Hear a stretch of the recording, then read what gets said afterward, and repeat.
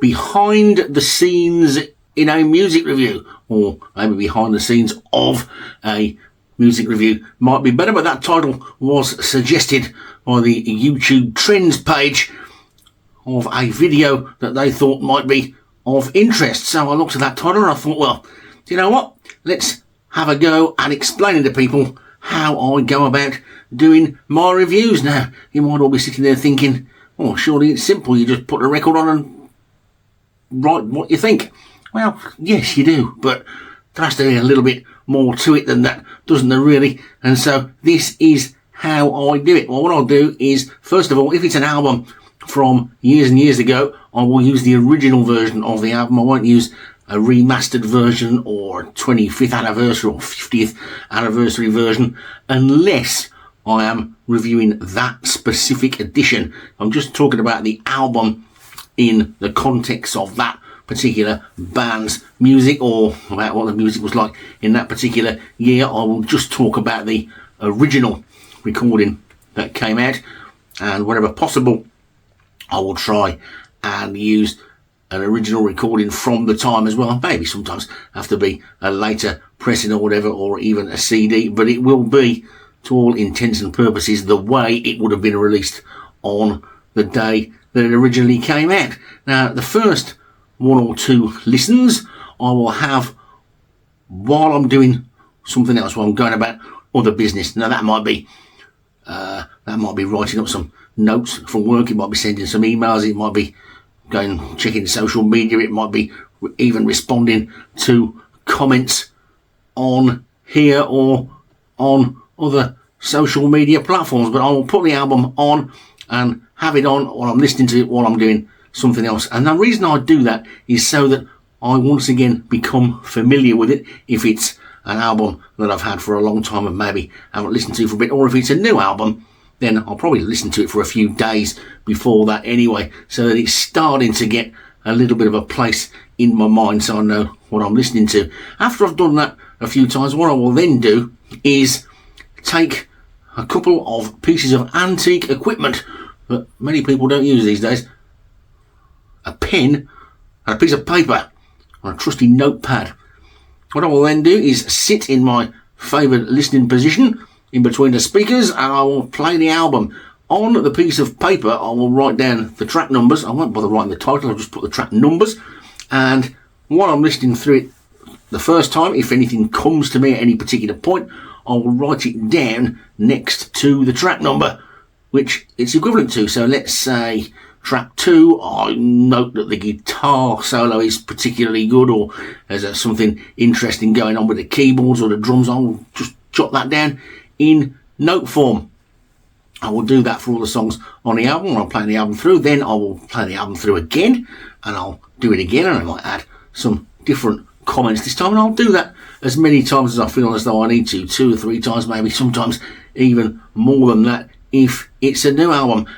By this point I should have got at least one comment for each track. If I haven't got any comment at all for a track, then it probably means it's not a particularly brilliant one, and that will be the reason why nothing has come to mind yet. But it's very rare that there isn't at least something that you can say about each particular song. After I've done all that, what I will then do is I'll take a step away from it for a while. I won't listen to anything else, but I might go and do a job, or I might go prepare dinner, or do the washing up, or pop over to the village shop or something, or just do something else that I need to do, just to give me a bit of time away.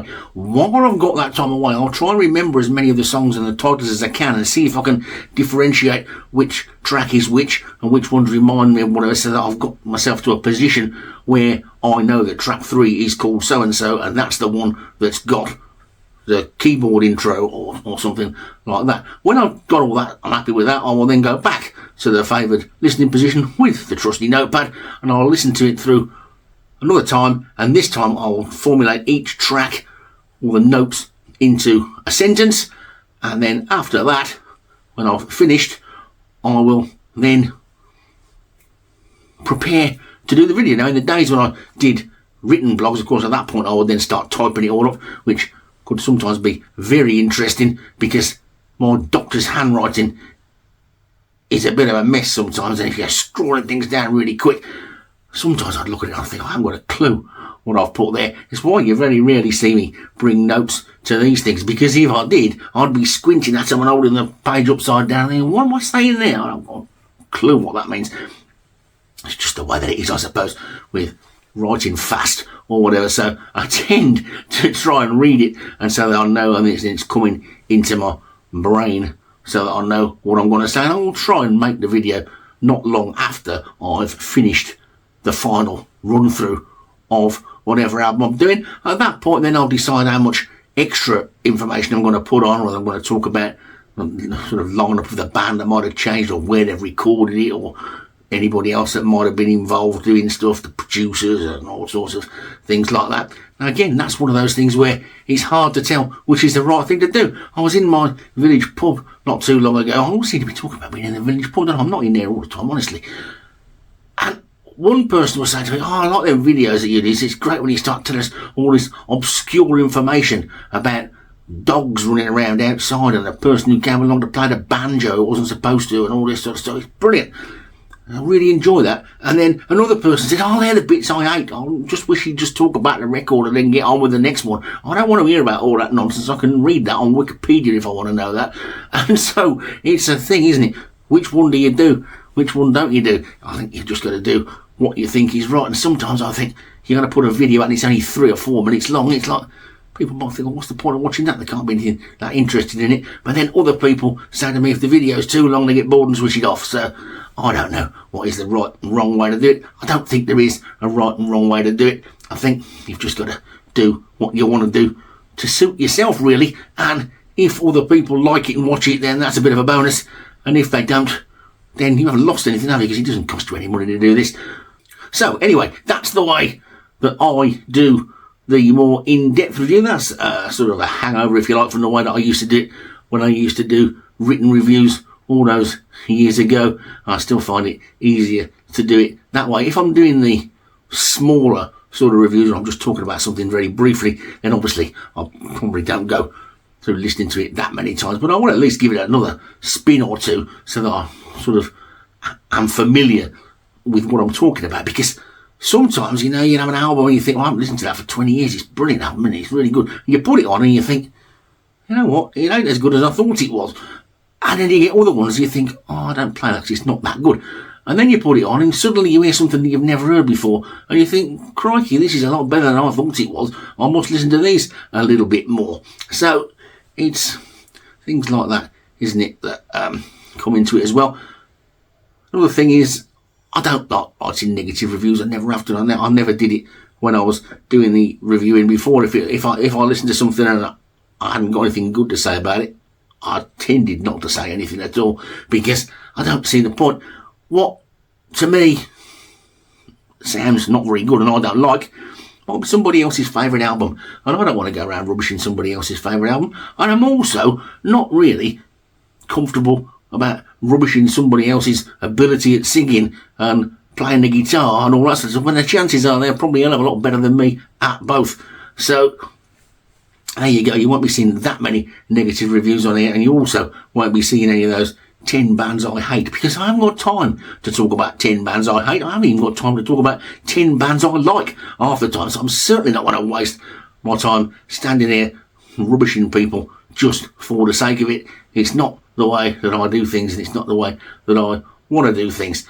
And that's where we'll go from that. So anyway, I don't know whether this is really what they meant when they said behind the scenes of a music review. Probably meant something entirely different, but that's my take on it. That's how I review albums. I'm sure everybody does it different ways. It'd be interesting to hear how you do it, if you're a music reviewer as well. If you're interested in becoming a music reviewer, it'll also be good to hear how you're planning on doing it. And what I will say to you is, if you are planning on becoming a music reviewer, just do it, and don't try and be too clever. Just pick your albums that you know about to start with, and just stand and talk about them and say what you think, and don't worry too much that people might disagree with you. I've had things when I've said, this reminds me of such and such, and I've had people say, oh, you don't remind me of them, don't sound anything like them. And then somebody else will come up and say, yeah, I get what you mean, I hear that as well. So everybody is everything different, and there's no need for anybody to ever fall out about it, really. You can all have different opinions about which one's best. I'm looking at a thing today, that came up on my Facebook thing, and I know I always talk about Deep Purple, but this is one of the things that really annoys me about Deep Purple fans, and I'm not talking about the real hardcore ones. I'm talking about a lot of the other ones, and I've never known it with any other band as much.